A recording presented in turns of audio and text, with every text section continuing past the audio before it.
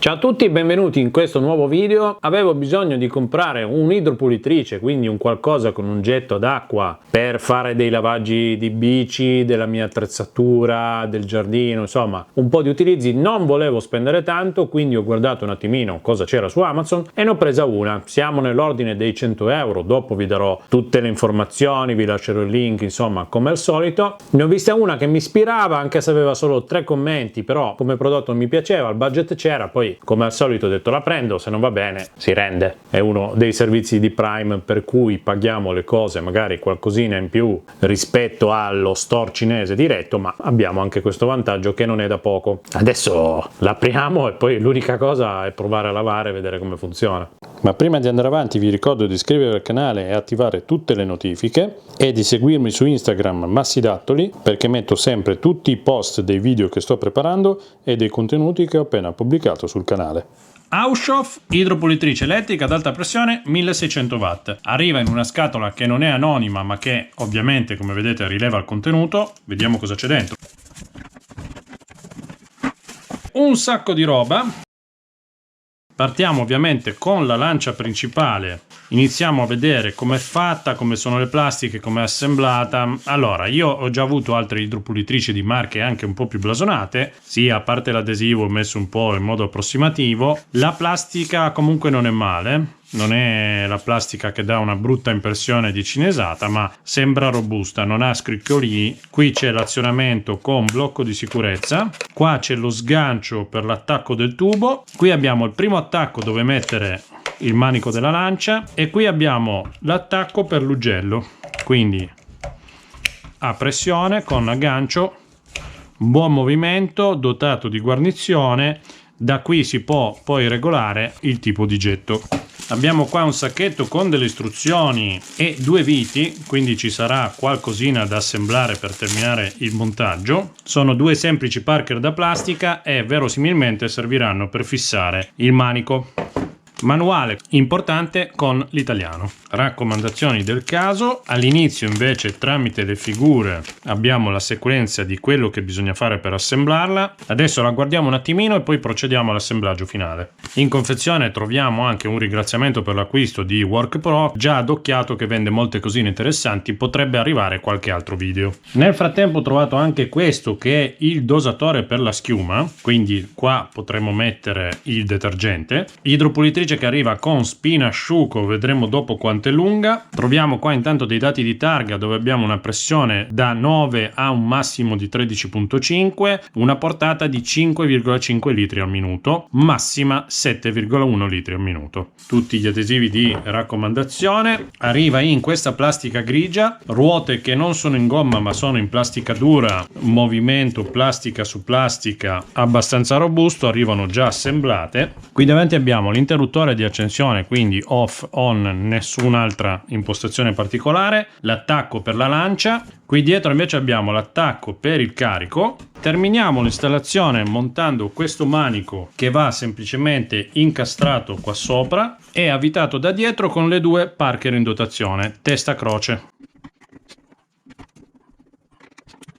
Ho controllato anche un po' gli altri assemblaggi per vedere se erano correttamente tirati ed è tutto in quadro. Qui sul lato possiamo montare questo gancio portatubo, sull'altro lato quest'altro accessorio portalancia.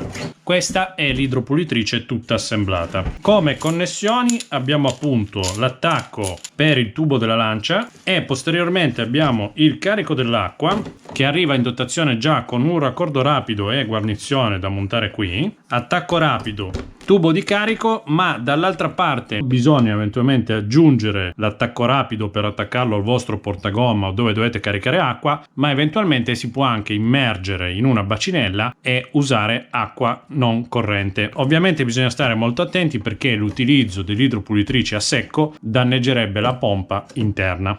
Vado a lavare un po' di roba. Nel mio caso non uso il tubo in dotazione perché ho già un attacco rapido in garage. Per prima cosa allacciamo la corrente sfruttando il cavo lungo 6 metri e prima di aprire il rubinetto dell'acqua ricordatevi di effettuare tutte le connessioni del tubo flessibile e della lancia perché altrimenti uscirebbe fuori tutta l'acqua dalla parte anteriore. Avvitiamo quindi la prolunga da 5 metri inserendo il connettore femmina sul maschio della nostra idropulitrice. Avvitiamo serrando energicamente ma senza esagerare e dall'altra estremità del tubo flessibile andremo a innestare direttamente la lancia.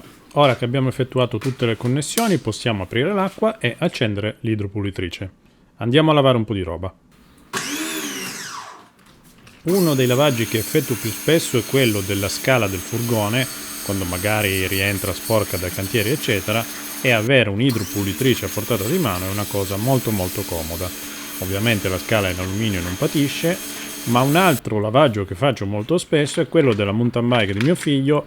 In questo caso smontiamo la lancia di lavaggio, prendiamo l'accessorio per il prelavaggio con lo shampoo, lo riempiamo col detergente che riteniamo più idoneo al trattamento da fare, chiudiamo il contenitore e lo inseriamo nella nostra idropulitrice esattamente al posto della lancia, quella che abbiamo usato per il lavaggio normale, e andiamo a effettuare il prelavaggio a bassa pressione con il detergente per il lavaggio. Terminato il prelavaggio togliamo di nuovo l'accessorio con il dispenser, rimontiamo la lancia, regoliamo la gettata meno in pressione rispetto a quella che abbiamo usato prima per fare un lavaggio leggermente più delicato su una superficie che magari è verniciata e può essere danneggiata da una pressione eccessiva.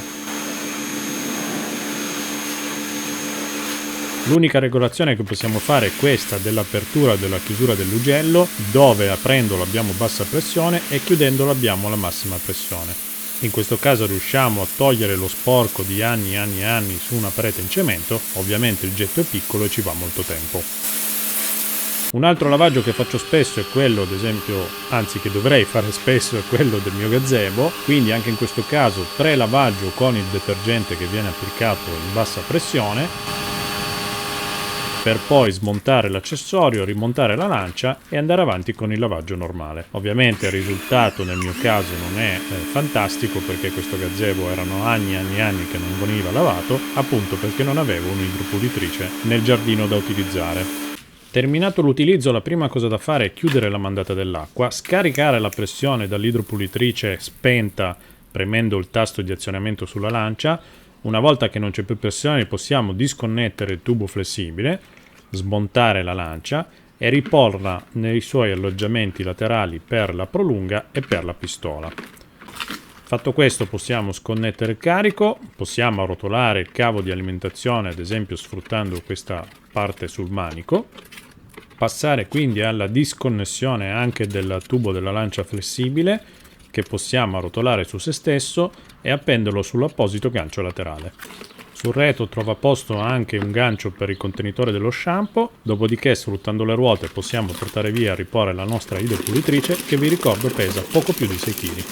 Conclusioni finali, dunque la definirei un'idropulitrice onesta, costa 110 euro, c'era qualcosa che costava meno, sì, mi ispiravano non molto, poi come vi ho detto all'inizio ho provato a prenderla, poteva essere un rischio, l'avrei resa, invece devo dire che fa quello che deve fare, per quello dico onesta, perché non promette chissà quali miracoli del lavaggio, ha una pressione che comunque bisogna fare attenzione perché quando è tutta chiusa diventa molto alta e potrebbe danneggiare plastiche o superfici verniciate. Poi alla fine quando lavate con l'idropulitrice, anche se per dire volete lavarvi la macchina ed è piena di moscerini, non è tanto merito dell'idropulitrice riuscire o meno a togliere ad esempio gli insetti morti, ma diventa fondamentale l'utilizzo dei prodotti adeguati, quelli per sciogliere i moscerini, il catrame, eccetera. L'idropulitrice deve avere una buona pressione di lavaggio, ma non è lei che determina il risultato finale. Ci sono idropulitrici più professionali che hanno magari l'ugello rotativo, ma andiamo su prodotti con altre fasce di prezzo. Spendiamo poco, abbiamo un prodotto che funziona bene, vi posso dire ok, se vi basta potete prenderla. E con questo spero che il video vi sia piaciuto. Nel caso mettete un bel like, iscrivetevi al canale, vi lascio tutti i link in descrizione nel canale Telegram e nella pagina Amazon. Io vi ringrazio, ci vediamo al prossimo video. o in una diretta del giovedì. Ciao da Massi Dattoli!